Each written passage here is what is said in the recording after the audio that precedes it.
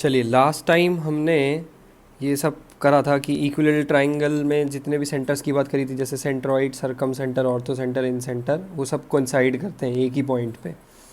तो right angle triangle में सरकम centre कहाँ मिलता है? हाइपोटेनस के मिड पॉइंट पे। ऑर्थो सेंटर कहाँ मिलता है? जहाँ पे 90 डिग्री बनता है जिस एंगल पे, वहाँ ऑर्थो सेंटर मिलता है। फिर हमने डिस्कस किया था कि हम क्वेश्चंस करेंगे आगे। तो चलिए आज क्वेश्चन से स्टार्ट करते हैं। पहला क्वेश्चन लेते हैं कि if vertex of triangle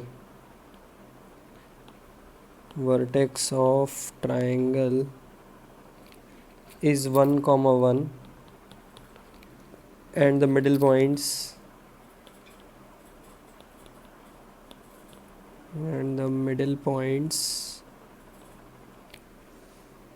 of two sides passing through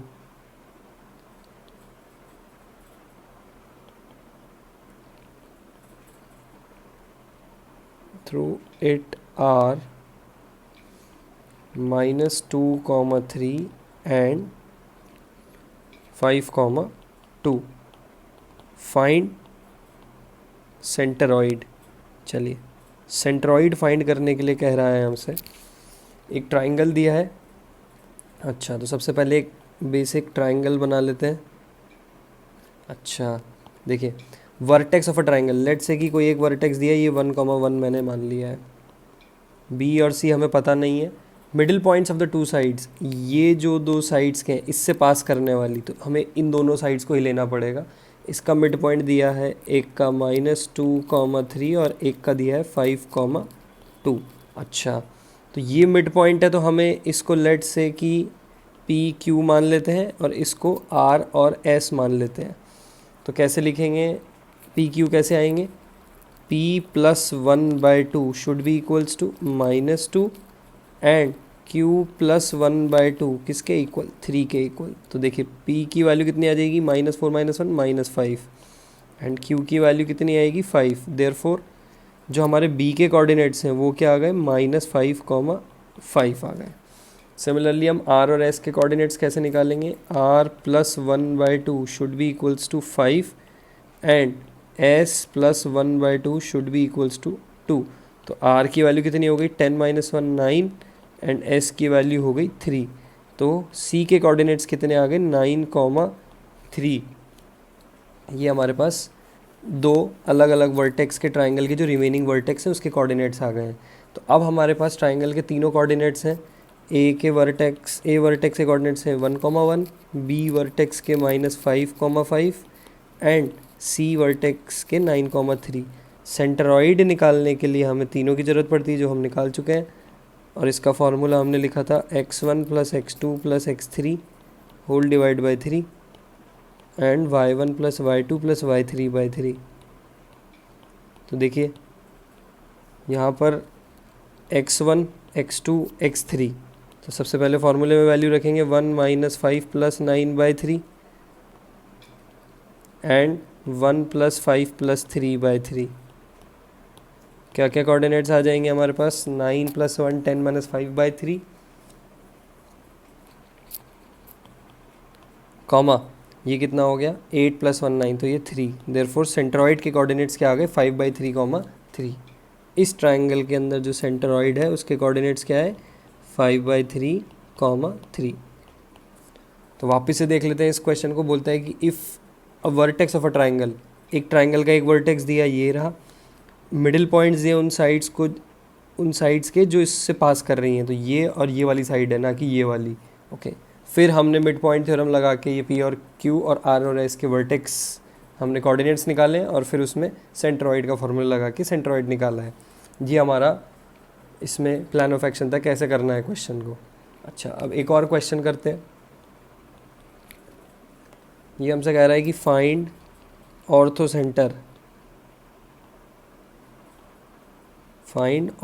centre of the triangle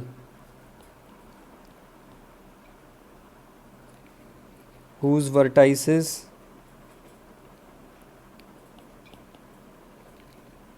are 0, 0, 3, 0 and 0, 4।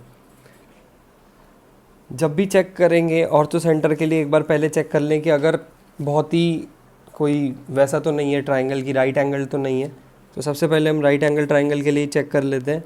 तो डिस्टेंस निकाल लें, अगर लेट से कि ये ए वर्टेक्स है, ये बी वर्टेक्स है, ये सी वर्टेक्स है, तो एक बार ये चेक कर लेते हैं कि इसको बना के देख लेते हैं, ज़्यादा बेटर रहेगा, हमारे लिए आसान होगा।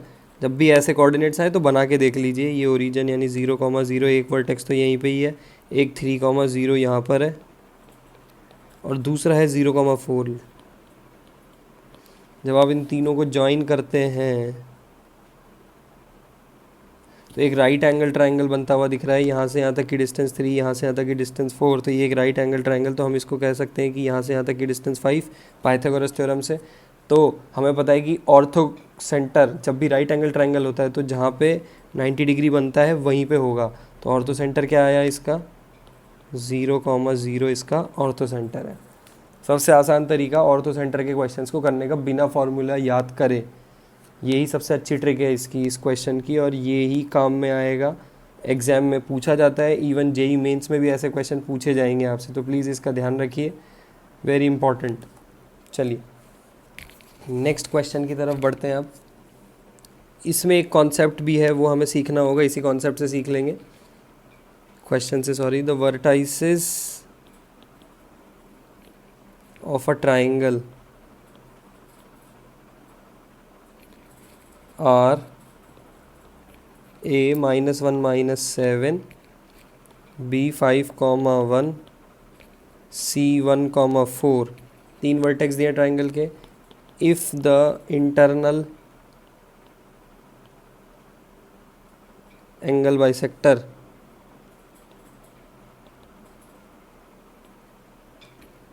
Of angle B meets the side AC in D, then find length of AD। अच्छा, ट्राइंगल के 3 वर्टाइसेस दे दिए हैं। Internal angle bisector of angle B meets the side AC in D। अच्छा, सबसे पहले इसको बना लेते हैं, क्या कहना चाहता है ये हमसे। अच्छा, ये एक ट्राइंगल बना लिया, A vertex -1, -7, B vertex 5,1, C vertex 1,4। Internal angle bisector, तो इसका इंटरनल एंगल बाइसेक्टर चाहिए हमें। थोड़ा ऐसा बना लेते हैं, ये एंगल बाइसेक्टर बनाया है।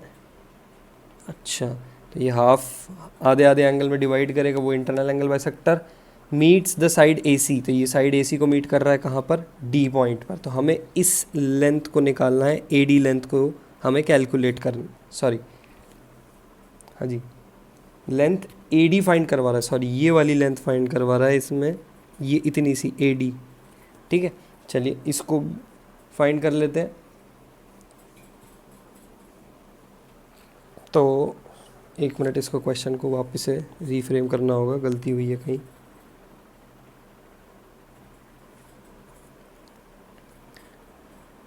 Then find the length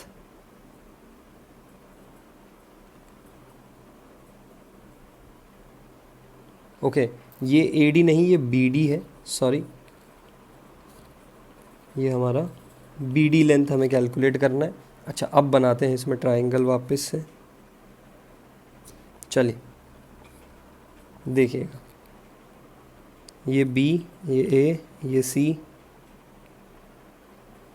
internal angle bisector मतलब हाफ ऑफ में डिवाइड किया है। A के कोऑर्डिनेट्स -1 -7 लिखे हैं, B के कोऑर्डिनेट्स 5,1, C के कोऑर्डिनेट्स हमने लिख दिए 1,4।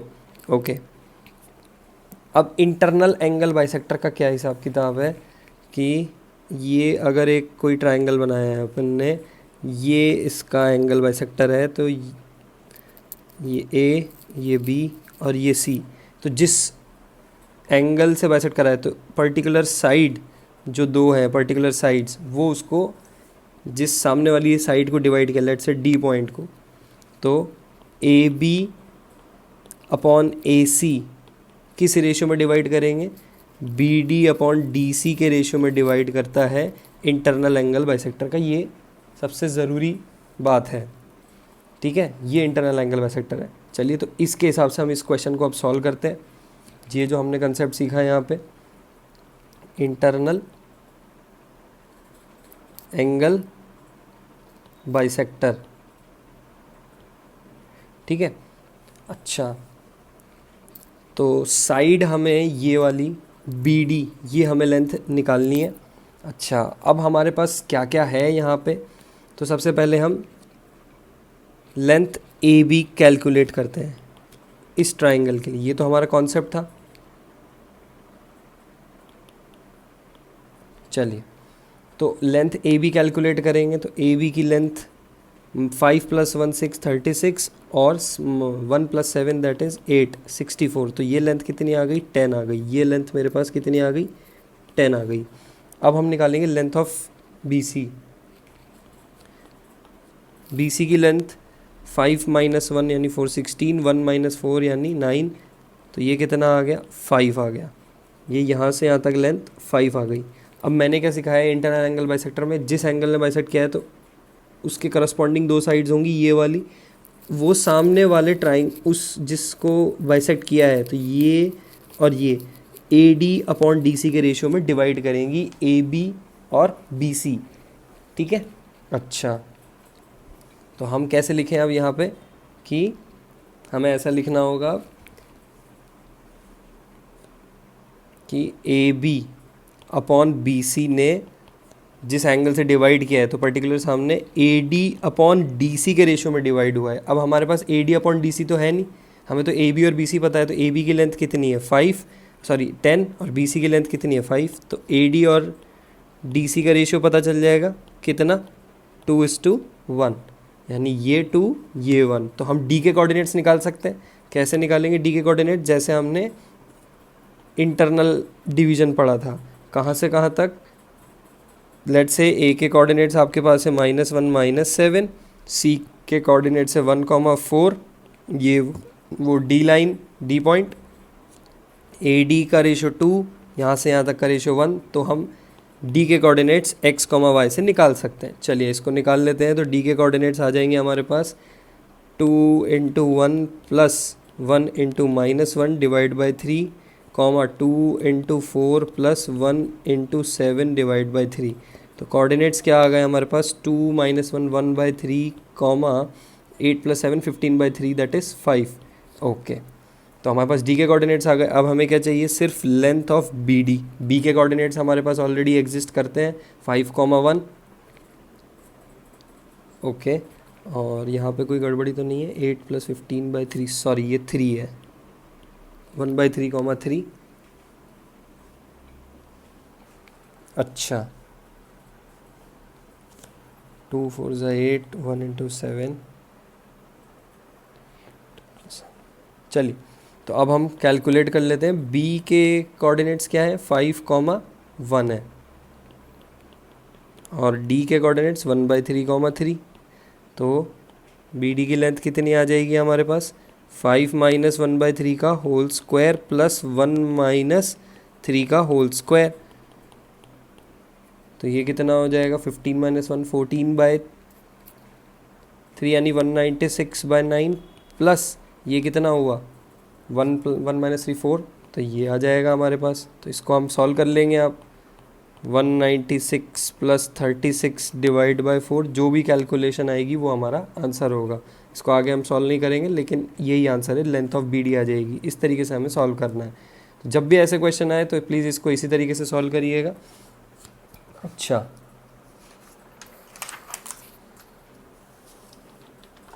एक और क्वेश्चन है,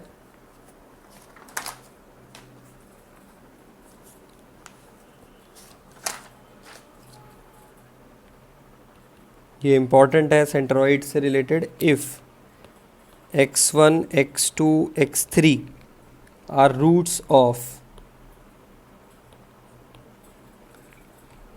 x³ - 3px² + 3qx - 19 = 0, then find centroid of triangle ABC। अच्छा, इस क्वेश्चन में बहुत सारी चीज़ें हमारे को समझने की दी है इन्होंने। क्या क्या दिया है कि x1 x2 x3 रूट्स हैं इस इक्वेशन के, then find centroid of triangle ABC। और इसने एक पहले से डायग्राम भी बना के दिया है हमें। ए के कोऑर्डिनेट्स x1 कॉमा 1/x1 दिए हैं, b के कोऑर्डिनेट्स x2 कॉमा 1/x2 दिया है, और c के कोऑर्डिनेट्स x3 कॉमा 1/x3 दिया है, ऑलरेडी गिवन है। अच्छा, तो इसके सेंट्रॉइड कैसे लिखेंगे हम? इसका सेंट्रॉइड के कोऑर्डिनेट्स कैसे लिखे जाते हैं? चलिए, सेंट्रॉइड यानी जी x1 plus x2 plus x3/3। Okay, ये हमें सबको पता है। y1 प्लस, तो y1 ये है, यानी 1/x1 plus 1/x2 plus 1/x3 whole divide by 3। ये हमको सेंट्रॉइड के कोऑर्डिनेट्स दिए हैं। अब हमें इस क्यूबिक इक्वेशन को, क्योंकि 3 डिग्री इक्वेशन है तो क्यूबिक इक्वेशन, उसको लिख लेते हैं x³ minus 3px² plus 3qx minus 19 equal to 0, जिसके 3 रूट्स x1 x2 और x3। अच्छा, अब क्यूबिक है तो हमें सम ऑफ द रूट्स भी चाहिएगा, x1 plus x2 plus x3। देखिए सम ऑफ द रूट्स कितना दिया है, 3p हो जाएगा यहाँ से, माइनस b बाय फिर x1 x2 plus x2 x3 plus x1 x3 की वैल्यू कितनी हो जाएगी, ये माइनस b बाय अब c बाय, तो 3q आ जाएगी इसकी value. Similarly product of the roots x1 x2 और x3 माइनस d बाय, तो ये आ जाएगा 19। चलिए, अब हमारे पास तीनों चीज़ें आ गई है। अब हमें सिर्फ सेंट्रॉइड के कोऑर्डिनेट्स निकालने के लिए हमें क्या करना होगा, सिर्फ इसमें वैल्यूज़ रखनी होगी। देखिए x1 plus x2 plus x3 कितना गिवन है हमारे पास यहाँ, तो हम यहाँ पे ये वैल्यू पुट अप करेंगे तो 3p डिवाइड बाय 3 ये आ जाएगा। और जब इसको सॉल्व करते हैं, इसको सॉल्व करने पे हमें क्या मिलता है, x1 x2 plus x2 x3 plus x1 x3 divide by 3 times x1 x2 x3, ऐसा बनता है। तो अब हम यहाँ पे वैल्यूज़ पुट करेंगे तो ये तो बन गया मेरा p, x1 x2 plus x3, इसका सम आ रहा है 3q divide by 3 times product of the roots is 19। तो आंसर क्या आ गया, p कॉमा q बाय 19। तो ये हमारे सेंट्रॉइड के कोऑर्डिनेट्स हैं। इस टाइप के क्वेश्चन से आप हमेशा फेमिलियर रहिए। ये जेई एडवांस टाइप के क्वेश्चन, इवन जेई एडवांस और मेंस दोनों के लिए इम्पॉर्टेंट है, दोनों के लिए। कोई भी कॉम्पिटिटिव एग्ज़ाम में जाएंगे आपको ये एग्ज़ाम में ये क्वेश्चन डेफिनेटली मिल सकता है, कोई बड़ी बात नहीं है। और ये आपको इंटीजर टाइप में भी मिल सकता है। वो कह देंगे कि आपसे लेट से कि बताइए p comma q by k की वैल्यू बताइए, तो वो k आपका क्या हो जाएगा, 19 हो जाएगा। तो आपको इस तरीके से भी क्वेश्चन पूछा जा सकता है। इसमें आपको रिवर्स करके भी क्वेश्चन पूछा जा सकता है, कोई बड़ी बात नहीं है। तो प्लीज़ ऐसे क्वेश्चंस के लिए रेडी रहिए, बहुत आसान है। स्टेप बाय स्टेप जाएंगे, कॉन्सेप्चुअली जाएंगे तो आपको क्वेश्चन समझ में भी आ जाएगा। देखिए वापस से देख लेते हैं, x1 x2 x3 रूट्स दिए हैं कोई क्यूबिक के, तो आपको क्यूबिक दिए है तो आप उसके sum of the roots, product of the roots, sum और प्रोडक्ट्स ऑफ द रूट्स भी लिख सकते हो। वहाँ से हमने सेंट्रॉइड के कोऑर्डिनेट्स लिख के उसमें वो वैल्यू रखी है, सिर्फ इतना सा किया है और हमने आंसर मिला है। चलिए आगे बढ़ते हैं इसमें। आप देखिए कुछ बातें हमें इसमें अभी भी और कर लेनी चाहिए। जैसे एक क्वेश्चन और आएगा, कल हमने इस टॉपिक पे बात करी थी OGH पे, ये वाला जो टॉपिक हमने कल किया था उस पे आज हम एक क्वेश्चन करेंगे, उसको देखते हैं क्या कहना चाह रहा है वो हमसे। इफ़ O यानी circumcentre and orthocentre, ये क्या है हमारा सरकम सेंटर और ये है orthocentre, R 0,0 and 3,4, then find G यानी सेंट्रॉइड फाइंड करिए। अच्छा, आपको पता है कल हमने एक चीज़ पढ़ी थी कि किसी भी एक ट्राइंगल में अगर ये पढ़ते हैं तो ये तीनों कोलिनियर होते हैं। तो H, ये G और ये O यानी सरकम सेंटर। सरकम सेंटर कितना दिया है 0,0, ऑर्थो सेंटर हमें दिया 3,4, और ये इसको किस रेशो में डिवाइड करता है 2:1 के रेशो में डिवाइड करता है। नॉर्मल इंटरनल डिवीजन लगा के हम G के कोऑर्डिनेट्स फाइंड कर लेते हैं। देखिए कितना आसान है क्वेश्चन। तो G के कोऑर्डिनेट्स क्या आ जाएंगे, 2 इंटू ज़ीरो प्लस 1 इंटू 3, ठीक है। तो 2 into zero plus 1 into 3 divide by 3, comma again 2 into zero plus 1 into 4 divide by 3। तो हमारे पास जी के कोऑर्डिनेट्स क्या आ गए, ये हो गया 1 और ये हो जाएगा 4/3। तो देयरफॉर ये हमारे पास सेंट्रॉइड के कोऑर्डिनेट्स आ गए। बहुत ही आसान है, प्लीज़ ऐसे क्वेश्चंस प्रैक्टिस करिए, ये जेई मेंस के लिए भी इम्पॉर्टेंट है। अब आगे बढ़ते हैं हम नए टॉपिक की तरफ, एरिया ऑफ ट्राइंगल पे, जिस पे हमने अभी बात नहीं करी है लास्ट टॉपिक में भी। एरिया ऑफ ट्राइंगल के ऊपर बात करते हैं, बहुत ही इम्पॉर्टेंट है, स्कूल के लिए, बोर्ड्स के लिए बहुत ज़्यादा ज़रूरी है, क्वेश्चन पूछा जाता है इस पे एग्ज़ाम में, और जेई मेंस जेई एडवांस के लिए तो है ही, और दूसरे कॉम्पिटिटिव एग्ज़ाम में भी ये बहुत ज़्यादा काम आता है। तो प्लीज़ इस टॉपिक को इग्नोर मत कीजिए और बहुत ध्यान से इसको इत्मीनान से समझिएगा। पहला, एरिया ऑफ ट्राइंगल यानी हाफ, आप सब जानते ही हैं, बेस इनटू एल्टीट्यूड या हाइट, ठीक है। अच्छा, दूसरा एक और फार्मूला होता है कि if two sides and angle between them, जो दो साइड्स दिए हैं और उनके बीच का जो एंगल है, then area is half A B, ये जो दो साइड्स हैं और उनके बीच में जो एंगल है वो लेट्स से साइन सी, ठीक है। तो इस तरीके से हम इसको फार्मूला बनाते हैं, ओके। तीसरी बात कि फॉर आइसोसेलेस ट्राइंगल, यानी ये राइट एंगल्ड है, अगर राइट एंगल आइसोसेलेस ट्राइंगल की अगर हम बात करें तो यहाँ पे ये कह रहा है कि ये परपेंडिकुलर, तो ये इसको डिवाइड करेगा, लेट्स से ये लेंथ p, ये लेंथ p, ये भी लेंथ p है, ठीक है, तीनों लेंथ p है। तो अगर हम इसका एरिया कैलकुलेट करेंगे, ये a, ये b, ये c, तो ये हाइट और ये बेस, तो बेस कितना हो गया हाफ, बेस कितना है 2p, और एल्टीट्यूड कितना है p, तो आंसर कितना आ गया p²।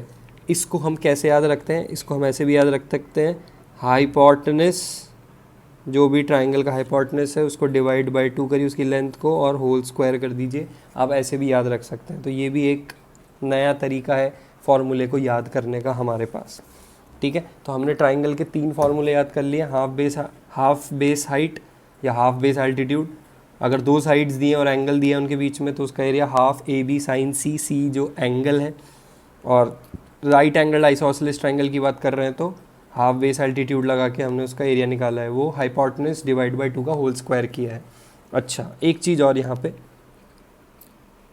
देखिए, एक ट्राइंगल फॉर्म करते हैं फिर बात करते हैं इस पे आगे,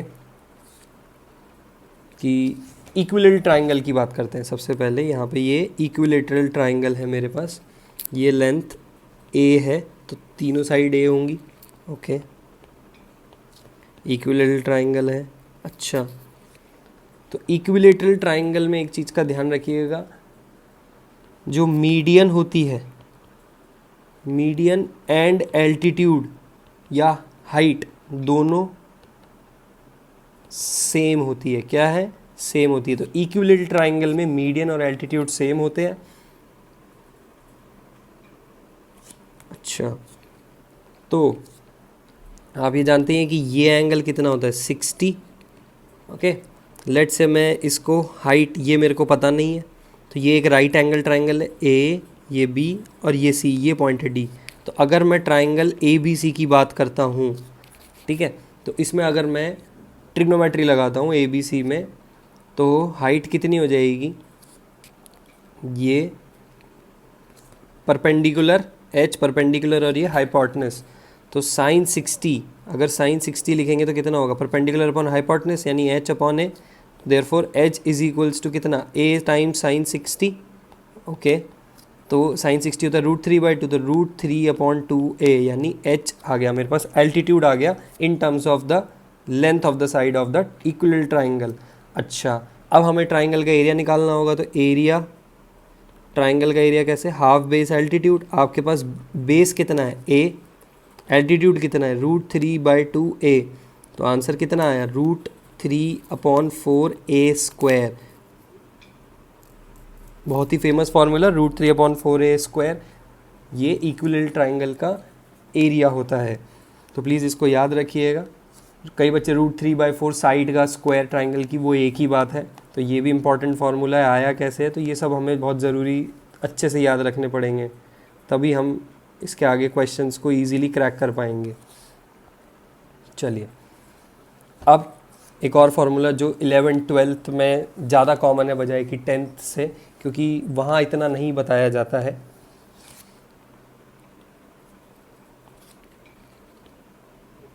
area of triangle when vertices are given, हमें वर्टाइसेस गिवन है, लेट्स से ए वर्टेक्स दिया है x1y1, सेकेंड वर्टेक्स है आपके पास x2y2 और थर्ड वर्टेक्स है x3y3। अच्छा, ट्राइंगल का एरिया 1/2, डिटर्मिनेंट जो है हम वो यूज़ लेते हैं यहाँ पर। अच्छा, क्या क्या कोऑर्डिनेट्स आएंगे, x1 y1 1, ये फर्स्ट रो में एलिमेंट्स आएंगे, फिर x2 y2 1 second row elements, then x3 y3 1, ये हमारे थर्ड रो के एलिमेंट्स हैं। जब हम इसको सॉल्व करते हैं तो इसका फॉर्मूला अभी चेक कर लेते हैं क्या आता है, तो वही ट्राइंगल का एरिया होगा। जब आप इजीली इस डिटर्मिनेंट को सॉल्व करेंगे तो आपको ट्राइंगल का एरिया मिल जाएगा।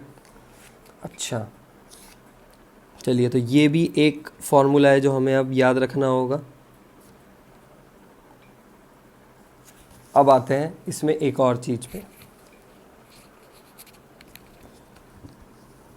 कुछ फॉर्मूला है जो कि इतना ज़्यादा काम नहीं आता लेकिन फिर भी हमें याद रखना पड़ता है।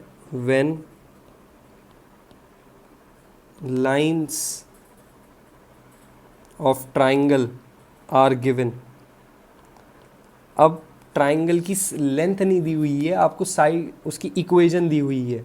Lines of triangle are given जैसे ऐसे कि y1 = mx1 + c, ये एक स्ट्रेट लाइन का इक्वेशन होता है, इसने इस फॉर्म में दिया है। दूसरी साइड की equation y = mx2 + c2,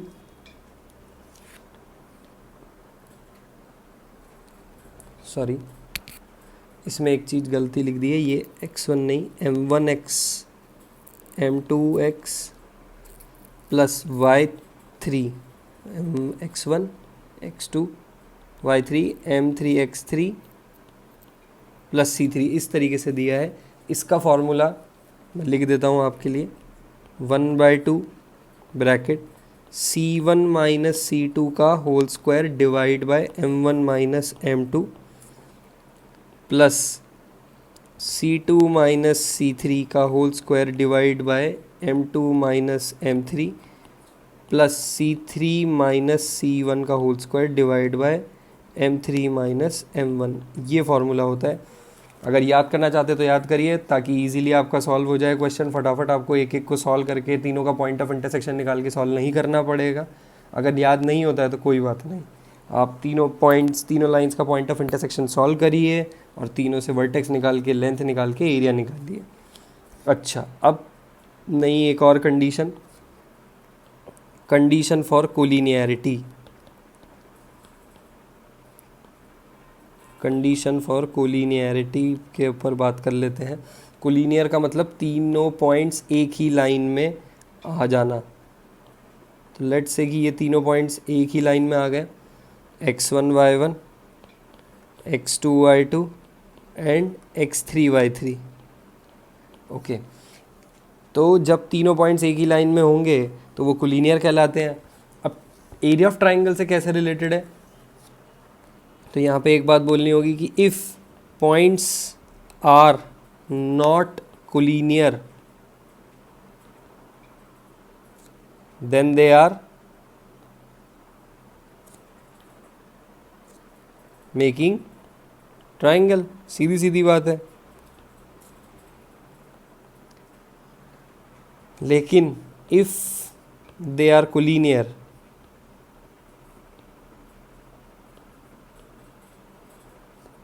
then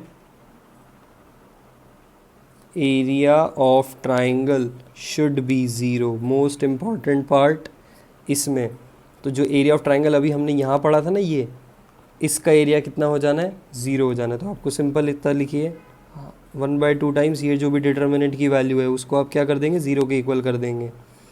तो x1 y1 1, x2 y2 1, x3 y3 1 should be equals to, ये ज़ीरो करेंगे आपका आंसर आ जाएगा। ये कंडीशन फॉर कोलिनियरिटी मिलेगी हमें। चलिए इस पे एक क्वेश्चन करते हैं। कहता है कि if a,0 other point 0, b and other point 1, 1, 3 points दिए हैं, are collinear,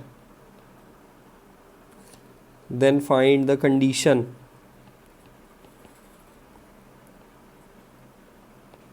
for a and b, ऐसा कुछ दिया है। तो जब भी हमें ऐसा दिया जाए, 3 पॉइंट्स दिए जाए, तो हमें डिटर्मिनेंट सॉल्व कर लेना चाहिए। कोलिनियर एरिया ऑफ ट्राइंगल को ज़ीरो कर देते हैं। तो 1/2 टाइम्स डिटर्मिनेंट सॉल्व कर लेते हैं यहाँ पे।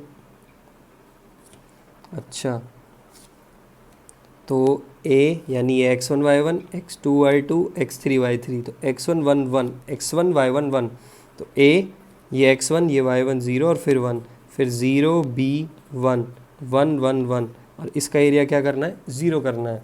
तो जब हम इसको सॉल्व करते हैं तो एक्सपैंड करेंगे तो ये 1/2 तो ज़ीरो हो जाना है। तो a times b into 1 minus 1, zero आ गया, माइनस 0 तो इधर तो कुछ भी लिख देंगे, ज़ीरो ही रहेगा, प्लस 1 इंटू, तो इस कॉलम और इस रो को छुपाएंगे तो हमारे पास कितना बचेगा, ये 0 minus of b should be equal to 0। तो a b minus a minus of b equal to 0। Therefore इसको अगर हम यहाँ सॉल्व करें तो a b is equal to कितना आ गया, a प्लस बी। अगर मैं पूरी इक्वेशन को ए बी से डिवाइड करता हूँ तो 1 इज इक्वल टू कितना होगा, 1/b प्लस 1/a, ये आंसर आ जाएगा। तो 1 अगर ये हमसे कहते हैं कि बताइए, कंडीशन ना बोल के ऐसे बता रहा है कि 1/a प्लस 1/b की वैल्यू कितनी होगी, तो हम आंसर बोलेंगे 1 बोलेंगे। समझ में आ गया ये क्वेश्चन। चलिए इसको इस तरीके से सॉल्व करना था। ये इम्पॉर्टेंट पार्ट है, इसमें लैम्डा कुछ भी वैल्यू दे सकता था हमको ये। अच्छा, अब हम नई चीज़ पर आते हैं और देखते हैं क्या है क्या नहीं है।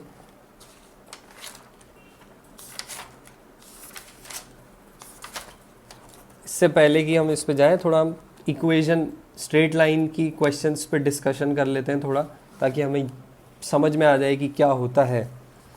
स्ट्रेट लाइन पे बाद में जाएंगे, लेकिन पहले स्ट्रेट लाइन की इक्वेशन सीख लेते हैं ताकि हमें कुछ क्वेश्चंस आसान लगें जब हम स्ट्रेट लाइन की तरफ जाएं। वैसे ये चैप्टर में सब कुछ हो चुका है, अभी लोकस बाकी है, लेकिन पहले हम थोड़े स्ट्रेट लाइन के क्वेश्चंस करेंगे ताकि आप फेमिलियर हो जाएं उनसे। तो सबसे पहली बात, इक्वेशन ऑफ लाइन क्या होती है वो सीखना चाहते हैं हम। इक्वेशन ऑफ लाइन जो किसी x1 y1 से और x2 y2 से 2 पॉइंट से पास कर रही है, क्योंकि 2 पॉइंट से मिलके ही लाइन बनती है, तो हम उसकी लाइन की इक्वेशन लिखना चाहते हैं। तो वो क्या होती है, तो y माइनस y1 जो पॉइंट हमें गिवन है, ये 2 पॉइंट गिवन है, y minus y1 should be is equal to y2 minus y1 upon x2 minus x1 into x minus x1। x और y तो वेरिएबल पॉइंट्स हैं और बाकी x1 y1 ये जो 2 फिक्स पॉइंट इन्होंने हमें दिए हैं वो है। अच्छा, ये इसका फॉर्मूला है, इक्वेशन ऑफ लाइन का ये फॉर्मूला है। अब हम इससे सिंपल क्वेश्चन करेंगे ताकि हमें समझ में आ जाए क्या है ये एक्चुअल में। ये जो चीज़ लिखी हुई है y2 minus y1 upon x2 minus x1, ये क्या है, ये स्लोप है। क्या है ये, स्लोप ऑफ द लाइन है। तो हम इसको भी आगे और कंसीडर करेंगे, समझेंगे क्या है क्या नहीं है, लेकिन हाल फिलहाल के लिए हमारे पास अभी ये स्लोप है और ये लाइन की इक्वेशन हमें ऐसे सॉल्व करनी है। तो किसी ने हमें क्वेश्चन दिया कि फाइंड इक्वेशन ऑफ लाइन, तो इक्वेशन ऑफ लाइन फाइंड करिए पासिंग थ्रू। लाइन किसी 2 पॉइंट से पास कर रही है और वो 2 पॉइंट्स कौन है, passing through the points 0, 0 and 3, -5। आप किसी को भी x1 y1 ले सकते हैं, x2 y2 ले सकते हैं, सब ये आपकी चॉइस है। चलिए, तो मैं x1 y1 इसे और x2 y2 इसे लेता हूँ। इक्वेशन लिखेंगे y minus 0 is equals to y two minus y one, तो -5 माइनस 0 तो -5, 3 minus 0 3, bracket x minus 0।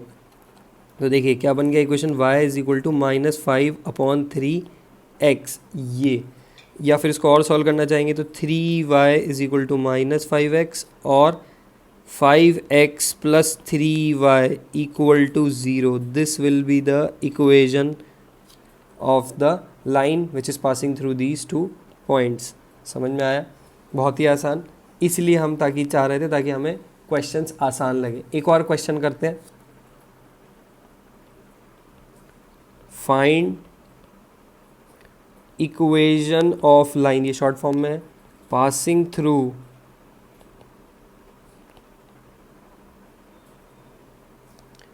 3, 4 and having slope -3। इस क्वेश्चन को समझते हैं पहले। और ये जो क्वेश्चन कर रहे हैं अपन, ये आपके बोर्ड्स के लिए बहुत ही इंपॉर्टेंट है। बोर्ड्स में इस तरह के क्वेश्चन 11th क्लास की टेक्स्ट बुक यानी एनसीईआरटी या जो भी बोर्ड की टेक्स्ट बुक आती है उसमें ये क्वेश्चन होते ही होते हैं और वो स्कूल में पूछे जाते हैं।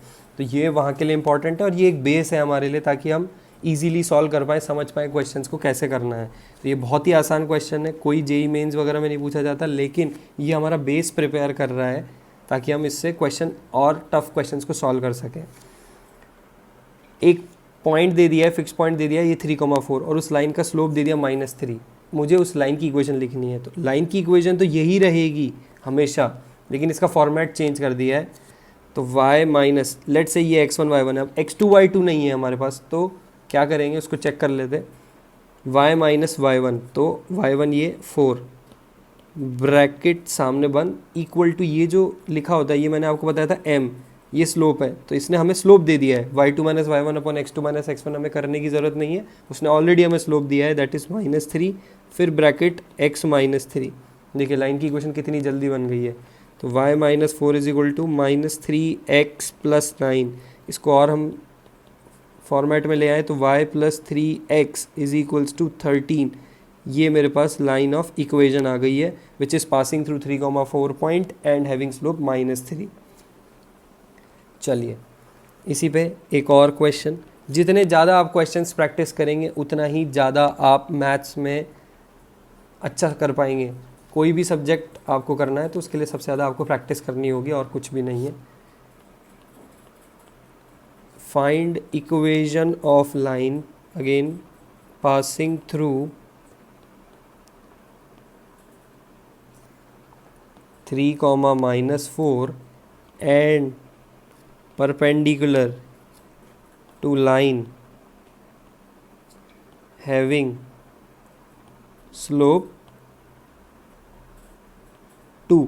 अच्छा, तो सबसे पहले इस क्वेश्चन का मतलब कि लाइन की इक्वेशन पास बतानी है जो 3, -4 से पास कर रही है, लेकिन वो किसी दूसरी लाइन की क्या है, परपेंडिकुलर है, जिसका स्लोप कितना है 2। अच्छा, अब यहाँ पे समझने की चीज़ है, एक लाइन है ये, दूसरी लाइन ये दी है, ठीक है, एक दूसरे के परपेंडिकुलर है। जब ये एक दूसरे के परपेंडिकुलर है तो हमने अभी थोड़े टाइम पहले ही सीखा था कि ये एक स्लोप m1 और m2 दो लाइन का स्लोप, अगर दोनों परपेंडिकुलर हैं, परपेंडिकुलर लाइंस हैं, तो हम ये बोलते हैं m1 into m2 should be equals to -1। ये चीज़ का बहुत खास ध्यान रखना पड़ेगा। दो लाइंस का स्लोप का प्रोडक्ट अगर -1 आता है तो वो लाइंस क्या है, परपेंडिकुलर हैं, और अगर परपेंडिकुलर है तो m1 m2 -1 लिखेंगे हम।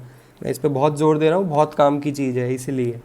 अच्छा, तो परपेंडिकुलर लाइन की इक्वेशन निकाली है जो 3, -4 से पास कर रही है, लेकिन वो परपेंडिकुलर है इस लाइन के जिसका स्लोप 2 है।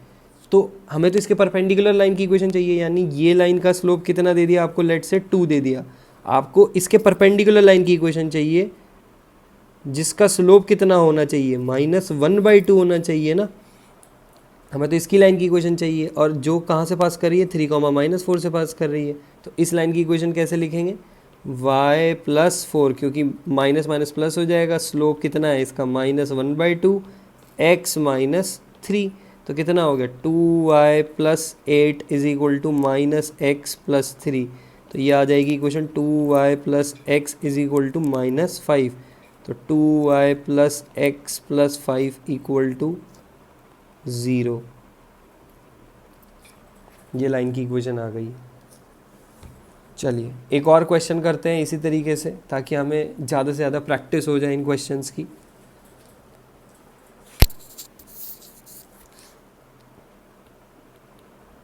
Find equation of line passing through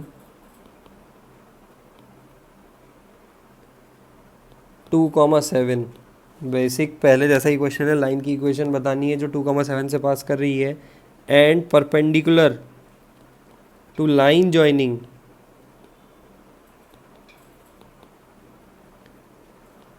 1,2 and 3,4।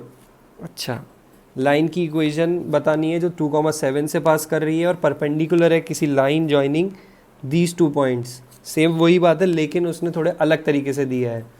तो सबसे पहले इन 2 पॉइंट्स को ज्वाइन करने वाली लाइन का स्लोप निकालना होगा, तभी, क्योंकि हमारे पास स्लोप नहीं है तो हम इससे स्लोप निकालेंगे। स्लोप हमें पता है क्या होता है, y2 minus y1 upon x2 minus x1, ये हमारा स्लोप है। अच्छा, तो देखिए किसी को भी y2 x1 y1 x2 y2 मान सकते हैं। तो 4 माइनस 2 अपॉन 3 माइनस 1, तो देखिए 2 अपॉन 2, यानी इस लाइन का स्लोप कितना हो गया 1। तो इसके परपेंडिकुलर ये स्लोप लेट से m1 है, तो m2 स्लोप कितना होना चाहिए, -1 होना चाहिए। अच्छा, लाइन की इक्वेशन अब हमें जो इससे पास करी हो जिसका स्लोप ये है, तो y -7 should be equals to -1 x minus 2। तो y -7 is equal to -x plus 2, या फिर x plus y is equal to 9। ये हमारे पास लाइन की इक्वेशन आ गई है। ठीक है, तो ये देखिए बहुत ही आसान। इस टाइप के अगर आप क्वेश्चन जितना ज़्यादा करेंगे प्रैक्टिस, ये आपके एनसीईआरटी में बहुत सारे दिए हैं, नंबर ऑफ क्वेश्चंस दिए, पूरी एक एक्सरसाइज, 2 एक्सरसाइज है इन क्वेश्चंस पे। जितना अच्छे तरीके से इनको समझ में आएगा आपको, पहले आप और अच्छे से कर पाएंगे इन क्वेश्चंस को। चलिए, अब हमने इतना सीख लिया है, तो अब हम इससे एक क्वेश्चन करते हैं। पहले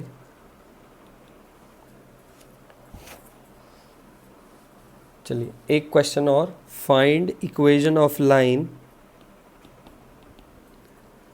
passing through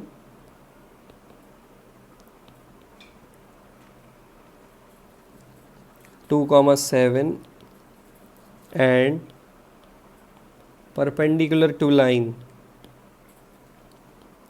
3x plus y minus 2 equal to 0। अच्छा, यहाँ पे हमें एक चीज़ और सीखनी होगी। अब हम जितने ज़्यादा क्वेश्चन मैं इस हिसाब से सिखा रहा हूँ ताकि आपको कॉन्सेप्ट समझ में आए क्वेश्चन के थ्रू ही। अगर पहले ही थ्योरेटिकली समझ में इतना नहीं आता जितना उसको क्वेश्चन से हम करते हैं, तो जो हमें लाइन दी रही है 3x plus y minus 2 equal to 0, इसका स्लोप कैसे है। तो जब भी ऐसा है तो y इज इक्वल टू ऐसे लिख दीजिए -3x प्लस 2, वाई वाले अलग, x और कांस्टेंट अलग लिख दीजिए, और y का कोफिशिएंट 1 करना है। तो y इज इक्वल टू, अब देखिए यहाँ पे जो ये चीज़ लिखी है ये क्या बता रहा है हमें, ये इसका स्लोप बता रहा है। तो हम यहाँ से ये बोल सकते हैं सीधा सीधा कि इस लाइन का स्लोप कितना है, slope of this line is -3। Okay, वही कि 2,7 से पास करें और इस लाइन के परपेंडिकुलर है, तो ये m1 अगर -3 है तो m2 डेफिनेटली कितना होगा, 1/3 होगा। तो मैं अब लाइन की इक्वेशन लिखता हूँ, y -7 is equals to 1/3 times x minus 2। तो इक्वेशन क्या आ गया, 3y - 21 is equals to x minus 2। और इस लाइन को और सॉल्व कर लेंगे तो 3y minus x is equals to 19। ये हमारे पास लाइन की इक्वेशन आ जाएगी। इस तरीके से हम क्वेश्चंस को आगे सॉल्व करेंगे। तो हमने अभी इस टाइप के 4-5 क्वेश्चन कर लिए हैं। अब एक, मैंने इस टॉपिक को इसलिए छेड़ा था ताकि मैं इससे एक क्वेश्चन करवा सकूं आपको, और जो कि ऑर्थो सेंटर से रिलेटेड है। चलिए, बेहद important question, find ortho centre of triangle passing through triangle का ऑर्थो सेंटर बताना है जो इन 3 पॉइंट से पास कर रहा है, और वो उसके वर्टेक्स 1,1, बी दिया है 4,4 और सी दिया है 3,6। ठीक है, तो एक ट्राइंगल दे दिया है इन्होंने हमें। ओके, ए के कोऑर्डिनेट्स 1,1, बी के कोऑर्डिनेट्स हमें मिले हैं 4,4 और सी के कोऑर्डिनेट्स 3,6 मिल गए। ऑर्थो सेंटर निकालना है। ऑर्थो सेंटर की अब आप बेसिक डेफिनेशन पे जाते हैं। ऑर्थो सेंटर की बेसिक डेफिनेशन ये कहती है कि point of intersection of altitudes. सीधी बात कि ए वर्टेक्स से अगर मैंने कोई परपेंडिकुलर ड्रॉ किया है, सॉरी ये गलत बन गया है, ये परपेंडिकुलर यानी ये एल्टीट्यूड ड्रॉ किया है और बी वर्टेक्स से लेट से मैंने दूसरा एल्टीट्यूड ड्रॉ किया, इन दोनों का जो पॉइंट ऑफ इंटरसेक्शन है वो मुझे क्या दे देगा, ऑर्थो सेंटर दे देगा। तो अब सबसे पहले मुझे ऑर्थो सेंटर के लिए अभी तो सबसे पहले इस लाइन की इक्वेशन निकालनी होगी और इस लाइन की इक्वेशन निकालनी होगी, फिर मैं इन दोनों को साथ में सॉल्व करूँगा। अच्छा, तो ये लाइन मुझे पता है कि अब सबसे पहले इस लाइन का स्लोप चाहिए और इस लाइन का स्लोप चाहिए, लेट से m1 और m2 चाहिए हमें। तो अगर हमने परपेंडिकुलर वाले क्वेश्चन इसलिए करे थे ताकि हम ऐसे क्वेश्चन कर सकें, तो ये इसका एप्लीकेशन है कि अब हम सबसे पहले क्या करेंगे कि BC लाइन का स्लोप निकालेंगे और उसका -1 अपॉन कर देंगे ताकि हमारे पास ये पॉइंट है D और E पॉइंट हम उससे सॉल्व कर लेंगे। चलिए, तो सबसे पहले हम इक्वेशन ऑफ AD लिखने की कोशिश करते हैं, AD लाइन की इक्वेशन। अच्छा, आपको पता है कि AD जैसे ये दिख रहा है सिंपल, ये A, ये D, ये B, ये C, तो आपके पास इस लाइन का स्लोप है, इस लाइन का स्लोप आपको निकालना है, तो इसके परपेंडिकुलर, तो सबसे पहले आप BC का स्लोप निकालिए। अच्छा, स्लोप ऑफ BC निकाल लेते हैं हम। क्या आ रहा होगा slope of BC, 6 - 4 upon 3 - 1, that is 2/2, 1 आ गया, सॉरी 3 - 4। ओके, तो ये तो -2 आ गया, तो स्लोप ऑफ AD कितना आ जाएगा जी, 1/2 आ जाएगा। इतना हम समझ गए। तो अब AD की इक्वेशन y - 1 = 1/2 x - 1, तो इक्वेशन क्या होगी, 2y - 2 = x - 1, therefore 2y - x = 1। ये पहली लाइन। स्टेप बाय स्टेप चले, क्या क्या करा। सबसे पहले हमें ऑर्थो सेंटर निकालने के लिए एल्टीट्यूड्स का पॉइंट ऑफ इंटरसेक्शन चाहिए, वही ऑर्थो सेंटर होता है। तो अब हमने एल्टीट्यूड ड्रॉ किया ए वर्टेक्स से साइड BC पे, तो हमें पॉइंट तो दे रखा है लेकिन स्लोप नहीं है, तो स्लोप के लिए हमने BC की मदद ली कि अगर BC का स्लोप मिल गया तो हम AD का उसका -1 अपॉन कर देंगे।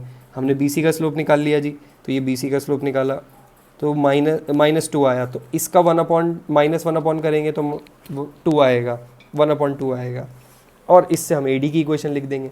सिमिलरली अब हमें लिखनी है इक्वेशन ऑफ BE। अगर BE की इक्वेशन लिखनी है तो स्लोप चाहिए, क्योंकि पॉइंट तो है, स्लोप नहीं है, तो स्लोप कहाँ से आएगा, AC लाइन से आएगा। तो स्लोप ऑफ AC यानी 6 - 1/3 - 1, दैट इज़ 5/2। अच्छा, स्लोप ऑफ AC आ गया तो BE कितना हो जाएगा, स्लोप ऑफ BE कितना होगा, -1 अपॉन, तो -2/5 इसका स्लोप हो जाएगा। देयरफॉर तो y - 4 = -2/5 x - 4, ये इस लाइन की इक्वेशन हो जाएगी। तो इसको सॉल्व कर लेते हैं, तो ये कितना आएगा, 5y - 20 = -2x + 8, तो 5y + 2x = 28। ये मेरे पास लाइन की इक्वेशन आ गई है। अब हमारे पास दो लाइन की इक्वेशन आ गई, इक्वेशन 1 और इक्वेशन 2 आ गई है। इन दोनों का पॉइंट ऑफ इंटरसेक्शन में सॉल्व कर लेता हूँ by solving equation 1 and 2। Equation 1 and 2, तो 2y - x = 1 and 5y + 2x = 28।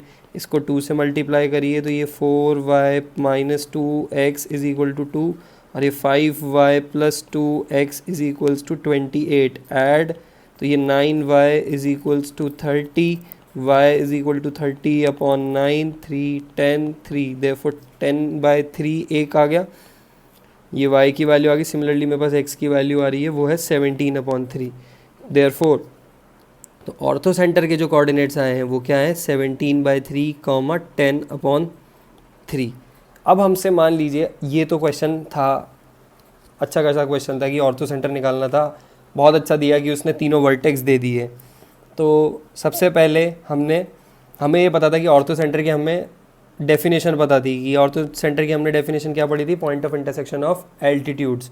फिर हमने एल्टीट्यूड्स ड्रॉ करे, फिर उन दोनों का पॉइंट ऑफ इंटरसेक्शन। एल्टीट्यूड्स के लिए हमारे पास लाइन तो थी उन दोनों सॉल्व करने के लिए, लेकिन पॉइंट था लेकिन स्लोप नहीं था। तो स्लोप की हमारे को किस किस ने मदद करी, BC और AC ने मदद करी। चलिए फिर हमने उन दोनों का पॉइंट ऑफ इंटरसेक्शन निकाल के सॉल्व कर लिया, ये ऑर्थो सेंटर है। लेट्स से इसको जेई मेंस वाले किस तरीके से और दे सकते थे, वो ऑर्थो सेंटर निकलवा लेते आपसे, ठीक है। वो कहते हैं कि ऑर्थो सेंटर में बताइए कि जो भी आपका आंसर आ रहा है कि ये K1/3 K2/3 दे दिया, और वो पूछते हैं आप बताइए K1 + K2 की वैल्यू कितनी है।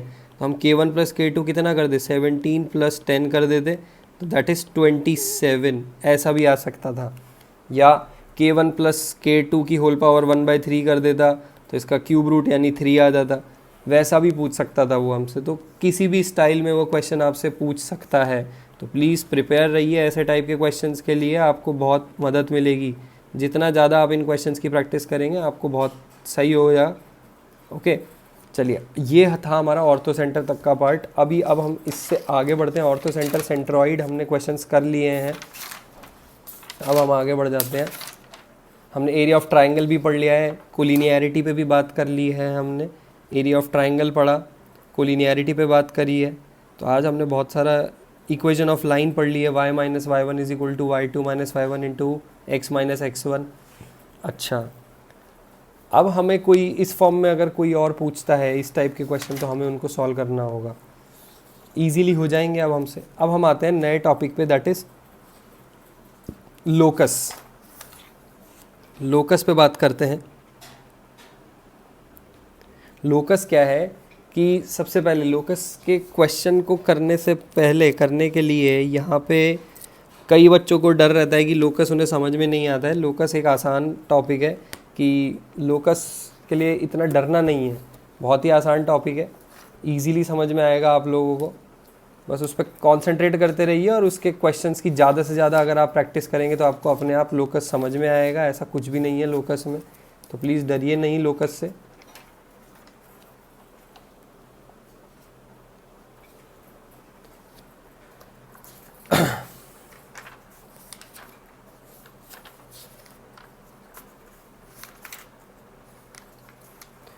देखिए लोकस क्या कहता है कि जैसे कोई भी एक गिवन कंडीशन होती है, कोई भी अगर हमें कर्व बनाया या कुछ भी एक डायग्राम बना रहे हैं, तो कुछ सी पॉइंट्स के अंदर वो मूव करता है गिवन कंडीशन के अंदर। कोई भी कर्व, जैसे मान लीजिए कि ये 5 पॉइंट्स, ये 6 पॉइंट्स ऐसे चल रहे हैं, तो अगर मैं इस पाथ को जो ट्रेस करता हूँ ना किसी गिवन कंडीशन के अकॉर्डिंग, तो ये जो मैंने पाथ ट्रेस किया, ये क्या मिला मुझे, एक लोकस दिया गया है। ये क्या मिला, लोकस मिला। जैसे कि मान लो पेपर है मेरे पास, ये एक प्लेन है, यहाँ पे एक पेपर पे मैंने कोई एक पॉइंट यहाँ फिक्स कर दिया है, और किसी ने कहा कि आप हर बार इस पॉइंट से 1 सेंटीमीटर आगे बढ़िए, ये मान लीजिए, और फिर उसमें 1 सेंटीमीटर बढ़ाते जाइए। तो मैंने 1 सेंटीमीटर और आगे बढ़ाया, फिर 1 सेंटीमीटर और आगे बढ़ाया, फिर 1 सेंटीमीटर और आगे बढ़ाया। तो इस तरीके से इस पॉइंट को जब मैं ज्वाइन करूँगा, तो ये जो पूरा पाथ ट्रेस करूँगा ना, ये मेरा लोकस कहलाएगा। अब किसी ने कहा कि ये पॉइंट फिक्स रखिए, यहाँ से यहाँ तक, इस पॉइंट फिक्स्ड पॉइंट से आप क्या करिए, इतनी ही दूरी पे सब जगह लाइन बनाते जाइए। आप मान लीजिए लाइन बना रहे हैं, ऐसे लाइन बनाते गए इस तरीके से। तो बोलता है कि इन पाथ को जब आप पॉइंट्स को ट्रेस करोगे, जब आपने इन पॉइंट्स को ट्रेस किया ना, तो ये क्या मिला मुझे, एक पूरा एक सर्कल मिल गया। क्या मिला, सर्कल मिला। तो सर्कल भी एक लोकस है, आपने उन पॉइंट्स को ट्रेस किया है, ठीक है। तो ये लोकस की ये कहानी है।